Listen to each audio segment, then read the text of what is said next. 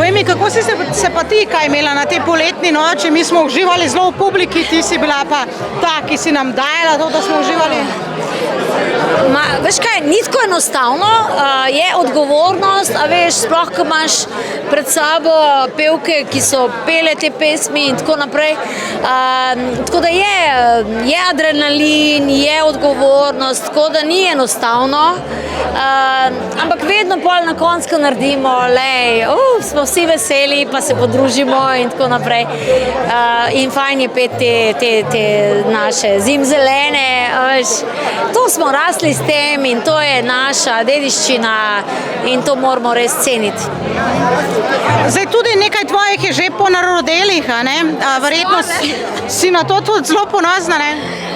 Ja, vesela sem, ko pridem na različne nastope in potem, ko vidim, da ljudje radi slišijo moje pesmi, sem vesela, no.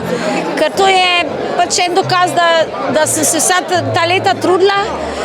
Včasih moraš iti čez, razumeš, včasih moraš biti pogumen, nisi vedno, bom rekla, najbolj, ne vem, v top formi ali pa kakorkoli, ne. Ampak potem, ja, ko dobiš pa to energijo nazaj, ne, to ti da spet zalet, ne. In zdaj vidim, da je to taka ena droga zame in kljub temu, da zdaj imam že tudi kar nekaj let, ne. Te kar vleče, ne.